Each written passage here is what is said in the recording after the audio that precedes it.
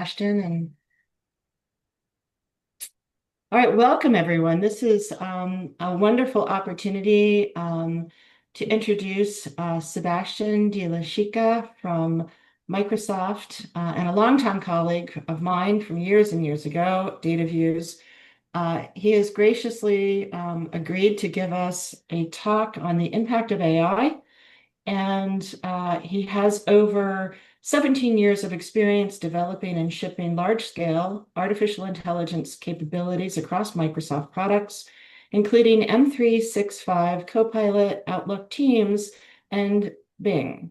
He has extensive experience building AI systems used by hundreds of millions of people. And today he's going to give us a talk on exploring how AI is shaping innovation, productivity, and the future of work. Drawing on his career in both tech startups and large AI product development, he will share his perspectives on generative AI, personalization, and the broader implications of AI on technology, leadership, and education. Today, he shares with our students his journey, how he got started, how his career progressed through his entire, over 2 decades of experience, and is willing to answer questions at the end. Please post your questions in the chat, and I will, at the end of the talk, before 1 o'clock, we'll go through and select some of these questions for answers by Sebastian. And he's also graciously welcomed anyone to follow up with him afterwards for additional questions or meeting requests. So go ahead, Sebastian, take it away. We're really excited that you're here and so grateful. Thank you so much. Thank you so much, Maria. So it's actually quite a joyful, reconnection with Maria. But we met very early in our respective careers, and we kind of went our separate ways and have reconnected now, and always shared a lot of similar intellectual interests. It's really, really fun. Thank you for inviting me. Title of my talk is AI Coda, and this is basically a term that I have borrowed from literature and music, which kind of feels appropriate for where I am in my career. This is basically the last stage of my career, and it's certainly after a very long journey in across the spectrum of companies and opportunities. It's actually very much all about AI. Goals for today. I want to share with you my learnings from 30 years in high tech, where it's really I've been in the throughout the range from startups to Microsoft scale. To give you a sense of scale, Microsoft has over 250,000 employees worldwide. So I don't know how many students there are at UCF, but it's probably in the tens of thousands. I also want to reflect on the ongoing socio-technical disruption that recent AI developments have brought about, and hopefully motivate your own thinking about your own career and life decisions. A few caveats before we get started. As I was putting together this deck, which honestly it has been one of the hardest ones to put together because there's so much that has been changing almost daily. One thing that I realized is that some of the learnings that I've captured here are actually very obvious to me now, looking back, right? In the moment, things have always been a bit messy, right? Harder to tease out why was I doing making the decisions that I was making. In some cases, there are points of view that I'm sharing with you today that are what I call strong opinions weakly held. Strong opinions because they're based on either data or my own experiences, direct experiences. Weakly held because I am always willing to change my mind based on new information. This deck will not age well, so it's a point in time thing. And some of the advancements that may come as early as tomorrow, may make some of the information here obsolete. And I also want to acknowledge that, after spending 17 years at Microsoft and the last 3 pretty deeply involved in the technical aspects of the Microsoft OpenAI partnership, there is a bias that will come across, and that's just it's just a perspective. It's for you to consider, but certainly there are other points of view. So one thing that I thought was interesting and fun for me to do was I was reflecting on sort of my timeline and what was I thinking at the time and that point in my career. And so I started, I'm originally from Spain. I moved to the States to do my senior year in high school and then 6 years at Auburn University, where I got a bachelor's in computer engineering and then a master's in computer science. And at that point in time, my mindset was, I'll never go into academia. I really want to go work in the commercial sector, build products, ship products, and that kind of thing. So that kind of led me to a 10-year stint in startups. I'm not sure if I've shared this with Maria, but most of that actually was in Orlando, ISR Global Telecom in the telco space, as well as Digital Owl, where we raised over $10 million in VC funding. There's actually a fun connection between the two women who founded the company, Kirsty Chadwick and Robin Phelps, who eventually did some work with the UCF venture fund. I think they're still around. But at that point in time, I was so deeply involved in a startup, right? In doing everything from marketing to product building that I said to myself, I will never work for big tech. The startup companies are so much fun. So of course, as time and life would have it, I went back to um, academia and worked on getting a PhD at the University of Colorado at Boulder. And at that point in time, I got involved in going deeper into the problem of recommendations, which we had discovered in Digital Owl when we were doing ebook recommendations. And so I started working on the educational learning resource recommendation for students, and I was having so much fun really with publishing, with looking at really open-ended problems that I was convinced that I was going to become an academic. And of course, that led to 17 years at Microsoft, where I've worked in Bing, Outlook teams, and M365 Copilot. And throughout that period of time, I have been working all on infusing some form of AI into these products.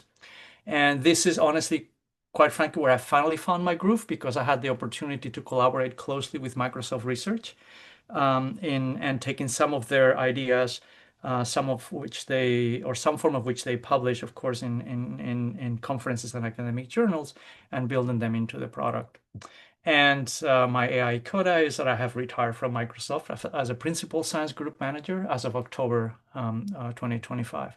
So that title means that I was actually an M2. That Microsoft means it's a manager of managers. So think of it as had people who would then had people who did a lot of work.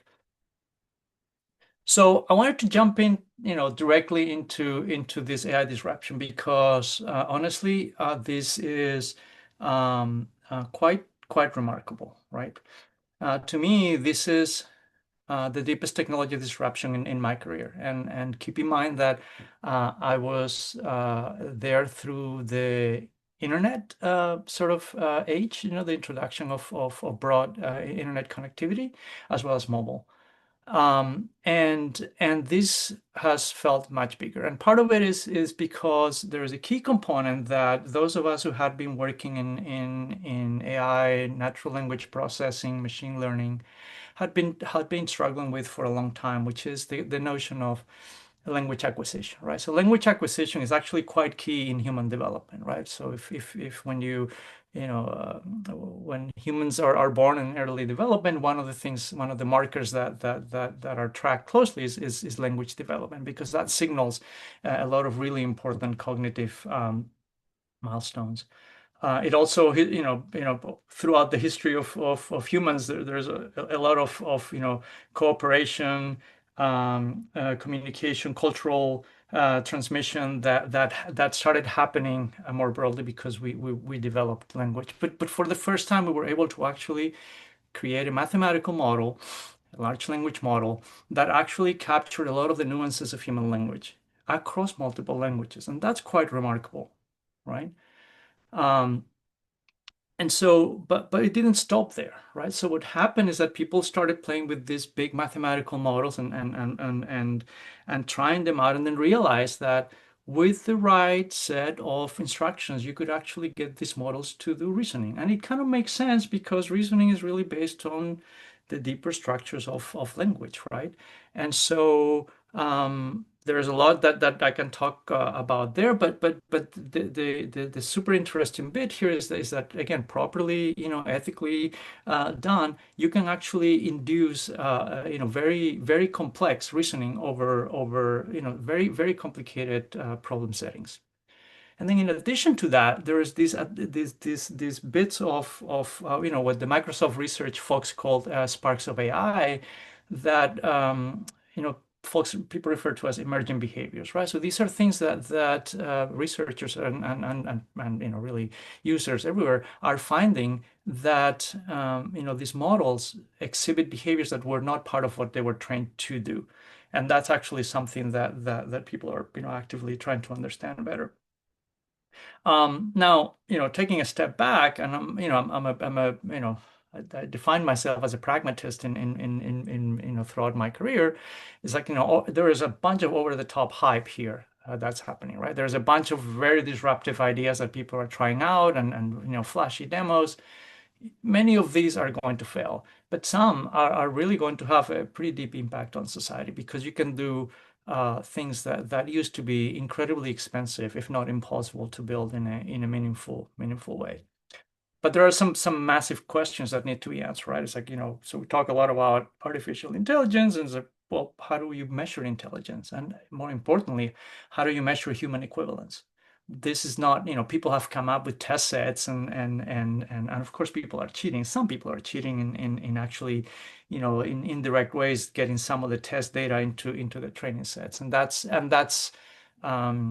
that speaks to how difficult it is to actually come up with a reliable mechanism to measure intelligence.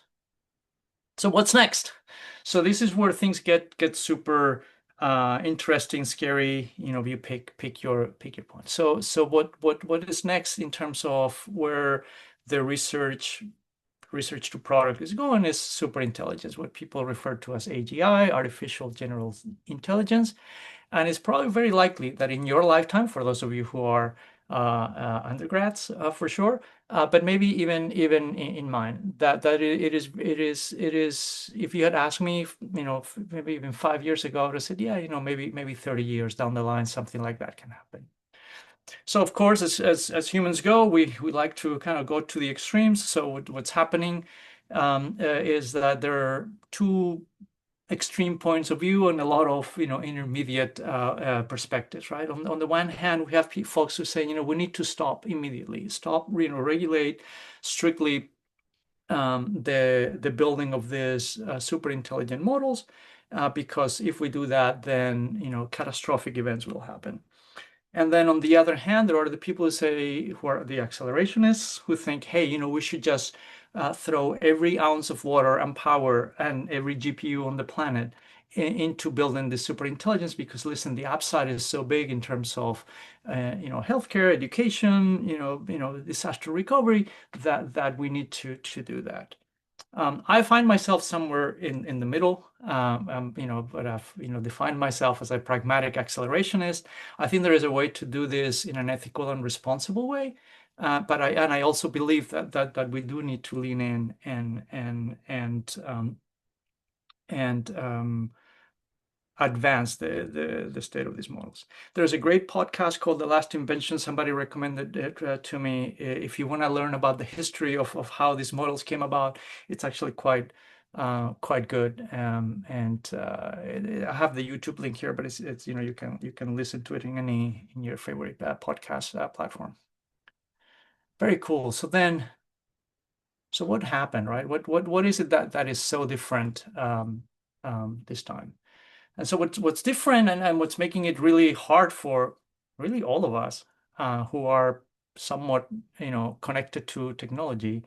I've kind of narrowed this down to these five sort of core issues. The first one is a very fast rate of change. I have never seen so many advancements of this magnitude happen so quickly. So it is really hard to keep up.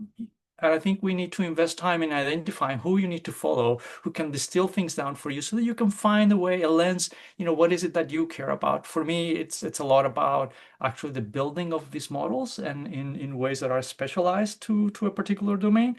But there are other lenses out there, right? So, but I think it's really important to realize that the pace of change is not going to slow down. It's going to continue at this rate or higher. And you need to figure out how to keep up. The second part is that there are very deep ethical and societal implications to everything that's happening and everything that is actually being done with as byproducts of these technologies, right?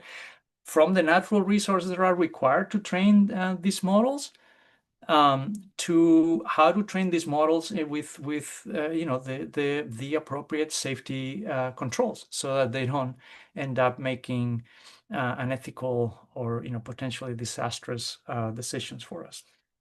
The third one is really important and maybe relevant to more relevant to this crowd because this is actually the part that I saw people at Microsoft, designers and program managers, project managers, product managers struggle with, which is we have shifted from being very graphical design oriented to being language first. And language-based interactions actually require attention to the design of how humans communicate with the system and how the system then communicates back. So it really does matter. And without getting into a lot of detail, but we have seen at Microsoft evaluations of human feedback that it does matter how you structure the sentences, how you organize the content, and that can evoke certain feelings of either a positive interaction or a negative interaction with basically the same product. The fourth piece is the high volume of quality data that is required to train these models, right? So I think by now we have pretty much exhausted the internet, and I want to acknowledge that there are some serious copyright, right to use, fair use of information on the web that need to be resolved. But I think we pretty much exhausted that, right? And so what's happening now is that it turns out that using the largest of these models, which some of them are actually not publicly available, but these companies have, some companies have them, is like they can be used to actually synthesize new data by prompting them in clever ways. But beyond that, there's actually an emerging set of um, work streams to actually capture human expertise, right? To then feed it into the training of the models. And then finally, and this last one, again, relevant to well, really to everyone, but in particular to those of you who are in kind of design, human computer interaction type careers, it's like the blending of, hey, product manager, engineering, data science, this, design, all of these things, all of these functions have been around.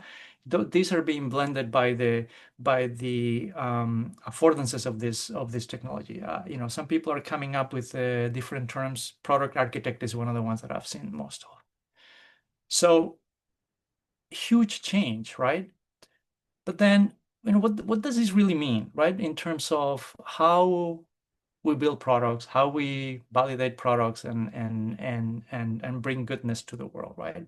So at a high level, and this is pretty high level, right? There is a bunch of ideas out there. Ideation is cheap. All you need is time, a couple of friends, and you can generate a bunch of ideas. The part that has always been the limiting factor when it comes about to product is actually developing those ideas into something that could be brought to the marketplace. And the limiting factors typically have been, do you have people who have the right skill set to build it, and then do you have the funding to make it happen? And then and this, through this funnel, then you end up with where the true validation comes in, which is when you put the product in front of users, right? Did you manage to get product market fit? How do you iterate over that and get a product that's actually successful in the marketplace? And so what is changing? Well, we're really still dealing with the same universe of ideas, right? And we all have to acknowledge that there is a lot of really bad ideas out there. I'm sure you've come up with a few of your. I know I have. But what hasn't changed is that there are a few who are good to great ideas, right? And they're out there, and but nothing changes, right? In terms of that universe of ideas. What I think is a really um, big change is it's in the development phase, right? And I'm using the term disruptive democratization. So it is pretty obvious that the tools, really agents that are being built and will continue to be built, are enabling more and more people to build more of these ideas more cheaply uh, without requiring the set of skills that used to be required to do those things. So the reality of it is that when you have a cheaper way of generating product, and taking ideas and converting them into products that people can interact with, you know, more bad ideas are going to be built, right? And this is basically, what people are referring to as AI slop. It's just too easy, honestly, to build something that looks like it might be good. But at the same time, the really interesting bit that's happening is that a lot more good ideas are starting to flow down through that funnel, right? And where it gets really interesting is that these are going to start being built by unexpected parties. On the one hand, humans who before didn't have that set of skills that allowed them to build those products, but also agents, right? That will complement human skill sets. And then, of course, if now you have more product ideas that are entering the marketplace and being evaluated by humans, then um, the evaluation of those products is actually quite important, right? And so you need to have an efficient and reliable way of validating ideas. This puts a premium on online A/B experimentation in front of users and on the metrics that you use to determine success. There's a whole set of talks that we could put together around A/B experimentation and metrics, but know that this is actually become, it was always critical, is even more critical now. So the interesting part of for I think all of us is that the software development world is actually being disrupted more deeply than anything else. And in many ways, they are sort of the canary in the mine. It's like this is sort of an old metaphor about miners bringing canary into a mine to see if there was some gases that might poison them. And the what's unique about software development and makes them first in line is that there were very large code repositories available for model training, right? The amount of data that is required to create these models is actually pretty pretty big, but more importantly, structurally, the source code has these repositories actually have the history of changes. They have comments about what the code is supposed to do, work items that explain bugs, that explain what was the intent, what was the thing that people were trying to accomplish. And of course, these large language models are actually quite good at building the deep relationships between text and actually become what appear to be sophisticated software developers. So we have the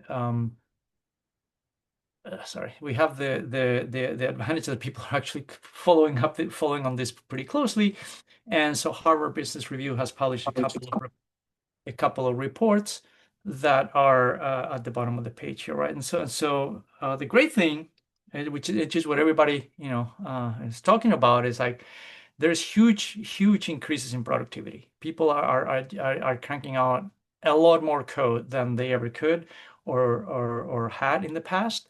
And yeah, there are bugs and people I mean, the quality is good. It's not perfect, but neither are humans, right?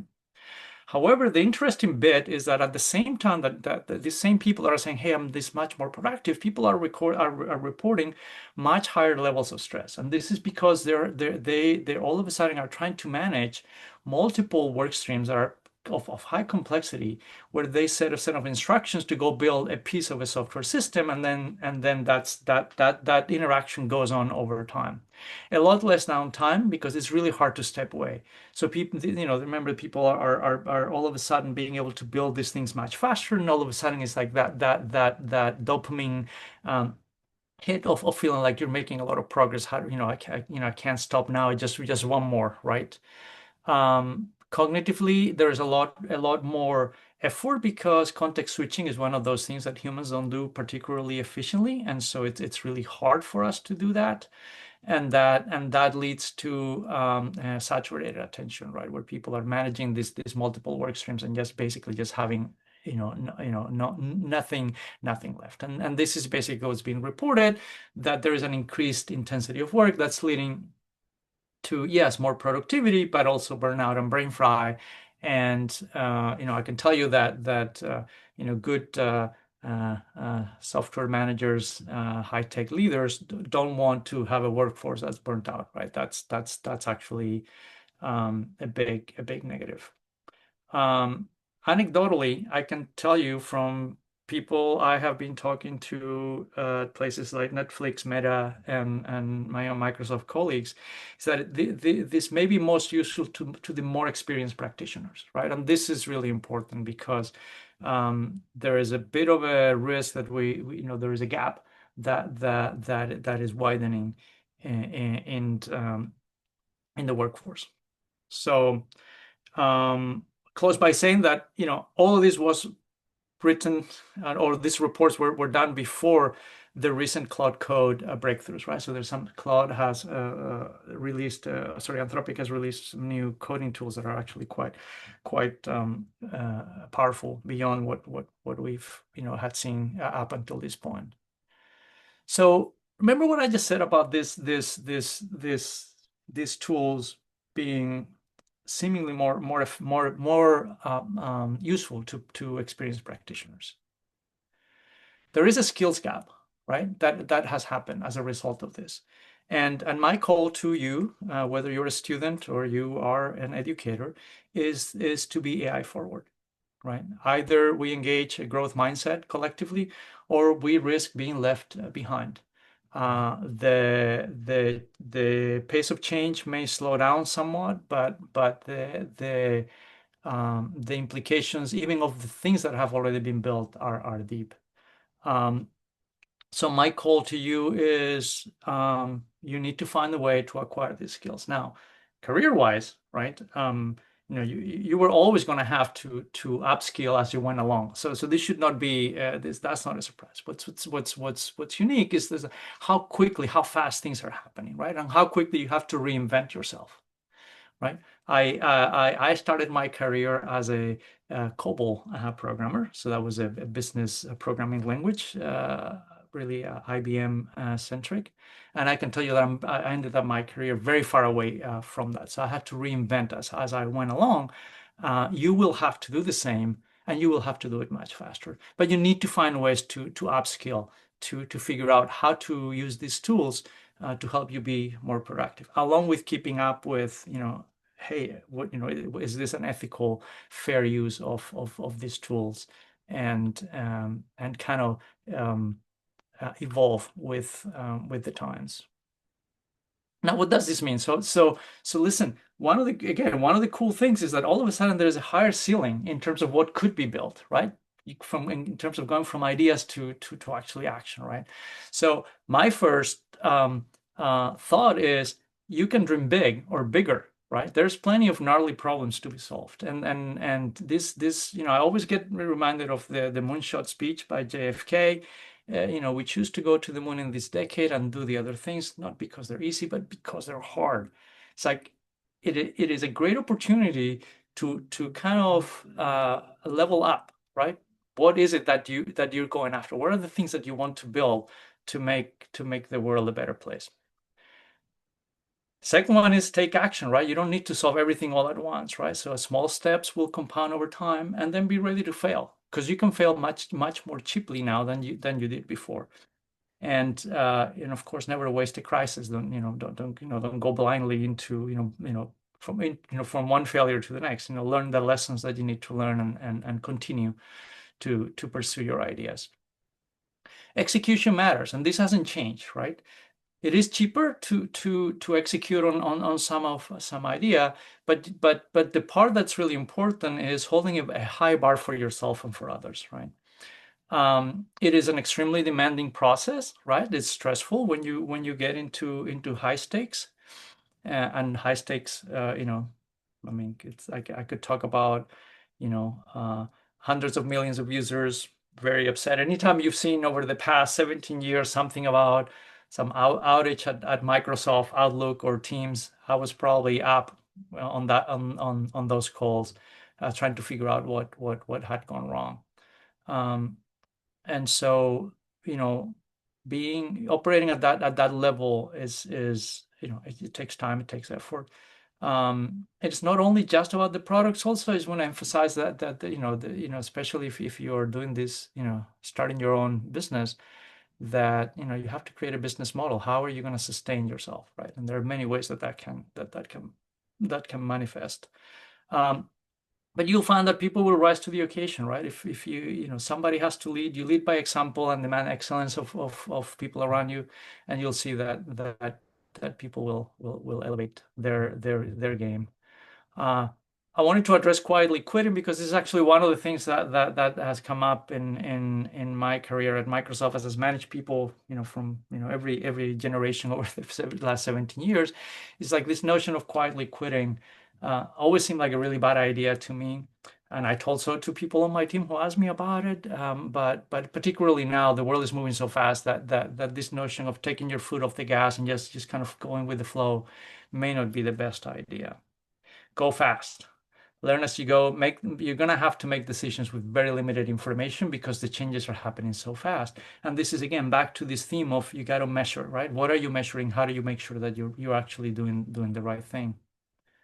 When it comes to effective decision making, which I just talked about, is one thing that I think was one of the big lessons from sort of my own journey, was the scientific method. It's like, how do you take this well proven process of generating a hypothesis, designing an experiment, collecting some data, analyzing it, and then either accepting or rejecting the hypothesis. It works in for product building, right? It's not just an academic exercise. It is very real. It is very reliable. But it means that metrics are mission critical, and they're also wickedly hard, right?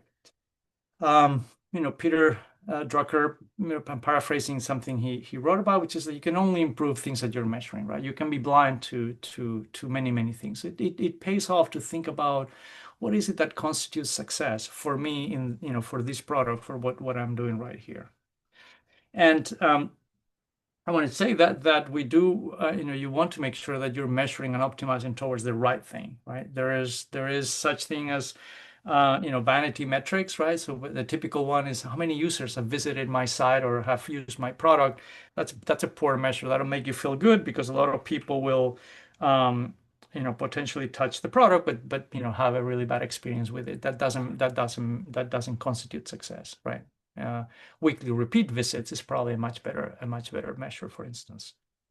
And also understand the trade-offs, right? So there's one fun thing that happens in the world of search, the interaction between ads and actually search results, right? When you issue a query, there are typically two parallel systems that try to, on the one hand, bring the results that meet your information need, but on the other hand, also bring ads that might be relevant to that query.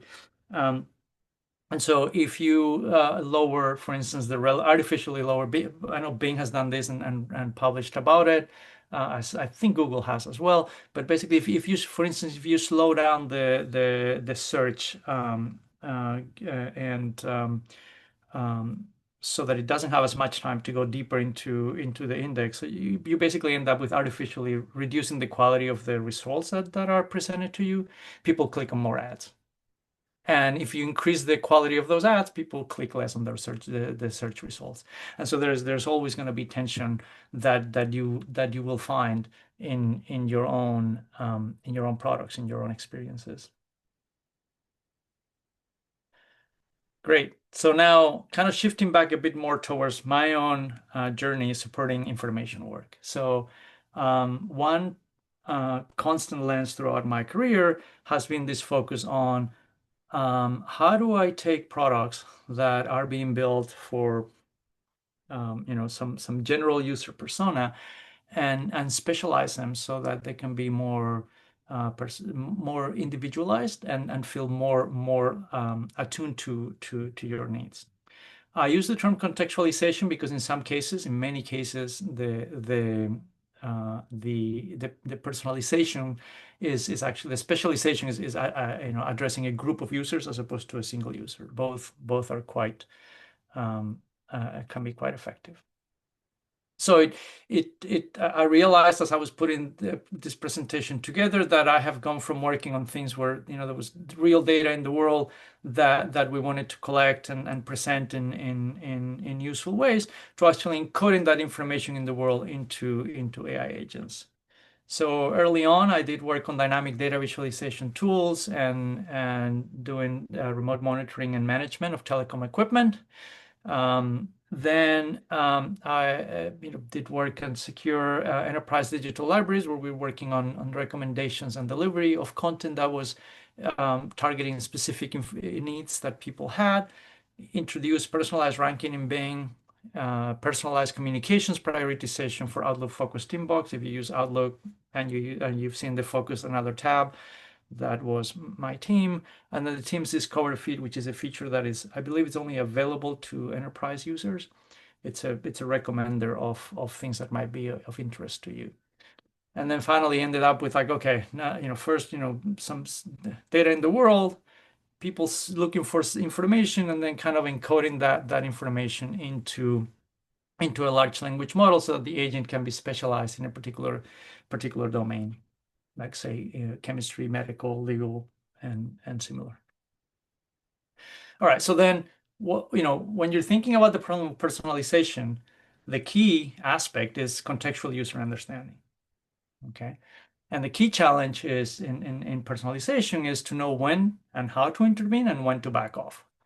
And so it is possible to build, personalization capabilities into a product, but you don't want to be interrupting the user with a suggestion for them to do something every time you detect a mouse movement. There's also a very polarizing perspectives amongst users. This is based on a lot of work that we did in Outlook between deterministic and probabilistic experiences. For some users, they want to see the experience to be precisely the same every single time they come to use the product. And so the notion of having AI systems that are probabilistic in nature and may make mistakes is something that some users will flat out refuse. So you need to keep that in mind. In order to build a model of what people are interested in, you need user signals. And when we think about user signals to support personalization, it helps to break this down into, well, am I interested in the short term? Something that happened, what people are doing in this session. Maybe I'm looking for the expansion of an acronym to cross-session. Things like, for instance, travel tends to be cross-session, cross-device, as a matter of fact. Aggregation. Are you targeting something for an individual user for SEP, or you user cohorts, people who work in computer science, people who work in AI, people who live in Washington? And then what dimensions, right? What are the things that you think are interesting to understand in order to personalize? It could be a domain, medical, legal, HR. It could be a particular topic within those domains. It could be time of day. This is actually quite, if you use Instagram and you pay attention, you see they're actually quite good at changing the composition of your recommendations based on the time of day, the task that you're completing, and of course, this is big in Office, Microsoft Office applications, and location, right? Location being, if I search for pizza, I don't want the most popular pizza place in New York because there's a lot of people who live in New York, but that's not relevant to me. I live in a small town called Woodinville in Washington, and certainly not going to drive to New York to order pizza.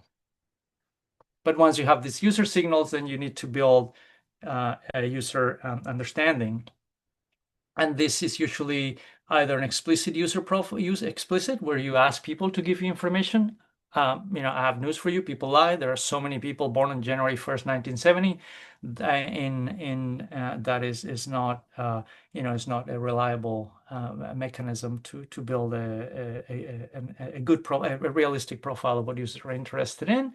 And so the complement to that is implicit, right? So this is an implicit profile, which is based on the user activity, what actions people take in within and across apps. And of course, super important, there is always, very, very, very clearly presented user controls over how the data is being used, how the data is being shared. There are two pieces that are super important as you're working on personalization, which is, first of all, you need to be aware of the perpetuation of societal biases. Depending on what data you grab, you can end up building a model that is biased by gender, by race, by age, by religion. Demographic information is typically a really bad idea because depending on where you're collecting the data, you end up with a very monolithic and ineffective in a model of that user. You are designing for global markets, whether you realize it or not. You are competing with everybody else on the planet for attention, and so it pays off to actually be thoughtful and use a broader lens when thinking about how to build those that user understanding. And then there's high tension between privacy and highly personalized experiences. And this comes from legal, regulatory, and contractual obligations. Anytime you build a product, these things are there. And I can tell you that when you work at a place like Microsoft, you learn about things very quickly. Now, in the context, and sorry about the repetition there of AI. My interest in personalization contextualization has been focused on post-training large language models. So these models are typically trained on a broad range of public content, but they don't have access to proprietary content inside of an enterprise. For instance, Eli Lilly doesn't put all of their drug research online, but they have it internally. So it turns out that you can actually use this technique called reinforcement learning to infuse domain knowledge. So this is actually terminology and concepts about a particular domain like legal, medical, human resources. You can actually go beyond that and actually infuse expert thinking and reasoning, how the human experts in that field actually think about and solve problems. And then the last one, it was super interesting, which is situational tone, right? So you can actually post-train this model so that they respond differently depending on the topic. And this may be applicable in some domains more than others. At Microsoft, we did a sort of a hackathon with human resources, and I was able to actually within a week infuse empathetic tone for certain types of questions, so that the model would be much more empathetic, replying to questions about medical leave, bereavement leave, and those sorts of questions, while still being very matter of fact about financial questions like my 401k and all that, but can I take time off to take care of my sick parent, right, for instance, which is something that the model could actually learn to respond to in a much more human, empathetic way. And of course, doing this in a secure, privacy-preserving, safe, and compliant way is actually a whole lot of loops that you have to jump through. wanted to close with a couple of thoughts on sort of like, sort of career reflections that I'm hoping that you find useful. And these are based on this is a framework that I've developed over the years, but of course mentored probably hundreds of people at Microsoft. And inevitably there's a lot of conversations around, hey, I'm thinking about taking this new position at Microsoft or even outside of Microsoft. And so I always ask people about to rank these three dimensions, and it's actually on the surface it doesn't. It looks like a pretty sort of soft question, but once you get down to it, you realize that you end up actually articulating your values. And it's okay. By the way, I always tell people, I don't judge, right? This is actually who you are, and it'll change over time. But the first one is like, what do you get to work on? What's most important to you? The domain, the product, the technology that you work on. That's okay. Maybe that's most important to you, right? For me, for a long big part of my career, latter stages, this was really important. How you're compensating, how you're getting, how are you compensated? So not just about the salary, but also the benefits and the learnings that you might get from taking on that opportunity. And then who you work with.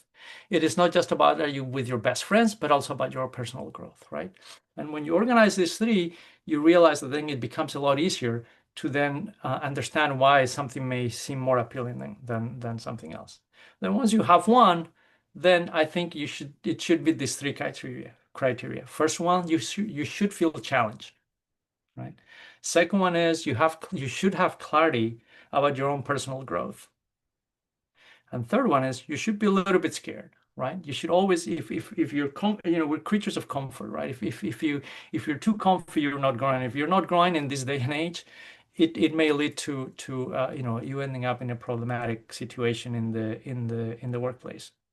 I also want to make a note of being aware of your inner imposter syndrome. I know I've had it all my career, right? There's not a week that didn't go by that I go to work and today's when they find out that I'm just not very good at what I do, right? And boy, I'm just gonna, pack my bags for sure. This week it happens, right? The reality of it is that, you know, you you're probably much better at what you do than you realize.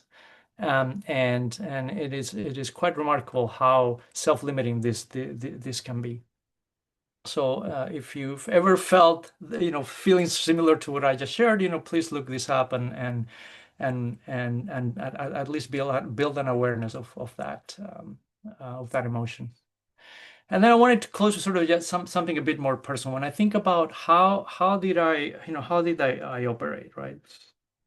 So first of all, I've always been an opportunistic planner. I had a sense of direction, directionally what I wanted to do, but the details have come later and have changed my mind over time, as I hope you remember from the earlier slides. Right now, I'm never going to go into academia, and then I end up getting a PhD. I'll never go into big tech, and next thing you know, I spent the large majority of my professional career at a place like Microsoft. Second one is I realized for me this was really important that I needed to develop a sense of intellectual honesty. And I wasn't sure how to do that because there was always this tension, right, that I started seeing early in my career between different parties. And I wasn't sure how to present myself. Is how do I make my case, right? Besides, kind of, banging on the table and screaming louder than anybody else. But I ended up landing with, hey, I need to be analytical and use a scientific method wherever I can, and that helped me navigate those tensions and those situations in a way that reduced my sort of internal stress. The third one is recognize and appreciate the kindness around you. You will need it at some point in time, I guarantee you. And you will find out that generosity often comes from unexpected sources. It may not be the big corporate VP. It may be the recent grad who just joined the company and all of a sudden has this insight about something that you've been struggling with. The last one is something that I realized as I was giving sort of my big farewell speech in my leaving Microsoft sort of event. Bunch of corporate VPs there, and as I looked around the room, I realized I had worked a ton with a very group of people from the days of being, and I realized that when you are in the workplace, you are sharing a slice of your life with a group of people who are not your family, who are not your friends, right? And it's really hard to kind of then communicate that back to your family, your friends, and in a deep and meaningful way. So it really matters, right, for your own personal satisfaction, who that career family is. And it's okay if it's slightly dysfunctional, and it's okay to switch. That's one of the sort of the beauty of the being in a place like the US, where we have quite a bit of career flexibility. So I wanted to close by saying thank you. It's been really fun preparing for this. I wanted to close with this final thought, right? So time is really your most valuable asset, and it is non-renewable. So please be intentional. So with so much change around us, right? It is easy to uh, feel overwhelmed, right? And even paralyzed in some ways, and just kind of let things happen. Layoffs are going to happen, and I don't know what my job will look like. All of these things are true and may become a reality, but be intentional about where and how you spend your time. And it could be that you want to spend more time with family, and that's okay, of course.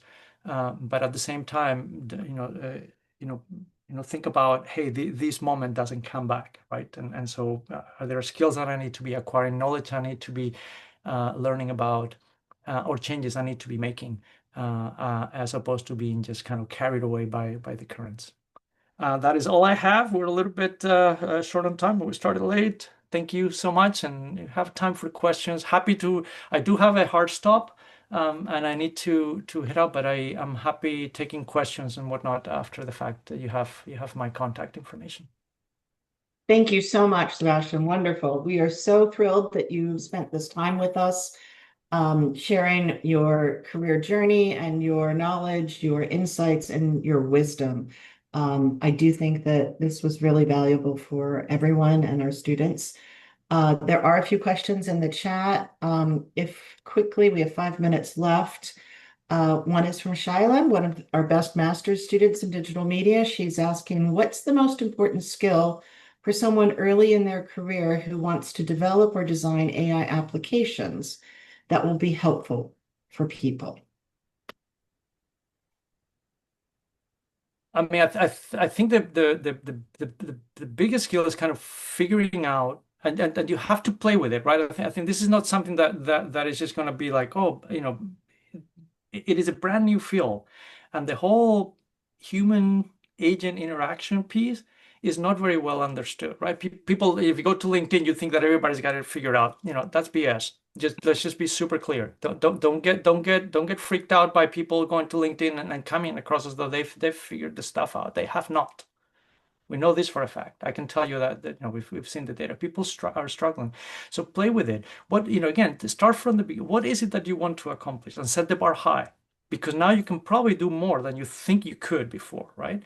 And then start playing with it, right? Start mucking around with it, and then figure out who are the real people, right? Who are actually trying things out and talking about their failures, right? To me, that's always the measure of the litmus test. It's like, if you're not talking about your failures in a public way, when you say that you built something amazing with AI, you're being dishonest, and not actually sharing the true lessons. But it's right. A lot of it is actually learning about what is the context, what is the set of instructions you need to provide, and then seeing and then pushing, right? See how far you can go. Because I can tell you, I have not, I haven't found the boundaries yet. So hopefully that's helpful. But with more context, I'd be able to share more. She's And very thank you. creative, so experimentation and creativity and learning from our mistakes. That scientific method, the way you presented it, really resembles that user-centered design process as well. We're gathering data, we're measuring it, we're removing the errors, and we're iterating again with user feedback. It's just this really rapid Bohm's, spiral model from the 1980s. It's wonderful. The second question is from Joseph, who is a student journalist with UCF. He has a question about employment impacts, and I know you touched upon it by saying that it's making us much more productive. And so there's a tension here. If an employee has increased their productivity by 10 times or 20 times with this tool, You know, how's that impacting?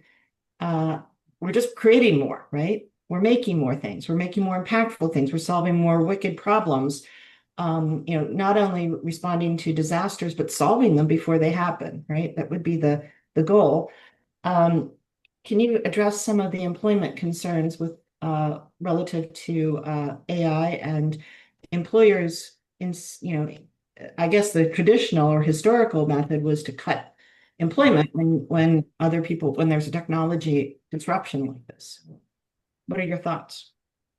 So, so things are particularly messy recently in the United States in particular, right? So there's a lot of things that are happening in all at the same time. So um, I I think that so for companies that are publicly traded, there is enormous pressure to maintain a certain level of profit, and there's only two ways to increase that. That's by generating more revenue or lowering your cost.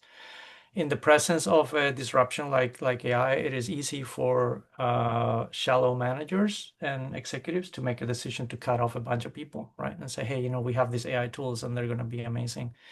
And some of that is genuine, and some of that is just turning AI into the whipping post for bad decisions that people have made. I think of it slightly differently, right? And in addition to that, right, it's like there is a reality that I had to cope with early in my career. I mean, I was in Auburn, Alabama as a COBOL programmer. I could have gone to work for Coca-Cola in Atlanta for what at the time seemed like an obnoxious amount of money. I mean, it was ridiculous, right? It was like, oh my God, I'll be able to buy a car. But I knew it was like C++ had just happened, right? It's like this object-oriented language. And so I'm like, yeah, you know what? I'm gonna stay here, be a poor grad student for a couple of years, learn about this object-oriented stuff, and I'll figure it out. So that's actually how I got my job at Database. Maria, she maybe knows this, but it's like eventually that kind of led me in a different direction. Most of the jobs as they exist today, will probably not require as many people, but there will be different jobs, and I don't know what those titles are or what they are in, but they will emerge, right? And I think of it as kind of up leveling the way we think about it. This is the way I'm thinking about it. Again, this is why I made the comment about listening. This is not the time for this whole, quietly quitting stuff. This is the time to really keep your eyes open, pay attention, upskill, and be flexible, right? It's like, okay, I can do something maybe I thought I was going to be, this, and my job would entail A, B, and C, and it turns out that it's actually something different. And I think we need to be open to that. If you think your job is going to be exactly what you thought of, maybe a year ago, yeah, then yeah, there is a likelihood of that job disappearing. And A wonderful, wonderful story. Thank you. yeah. It's about being intentional then and really Yeah. following your interests. So you chose to continue to develop your interest in C++ and this new technology and something that was exciting, even though the financial reward, which was significant, to stay in COBOL, which disappeared basically. I mean, Yeah. Yeah. yeah, so that's a wonderful, wonderful lesson. And thank you so much. We're now out of time. I do invite students and anyone to follow up with Sebastian and connect with him if you have additional questions. And again, thank you so much. We are so grateful for everything you've shared with us today. All right. Take care, everyone. Bye-bye. Thank you, folks.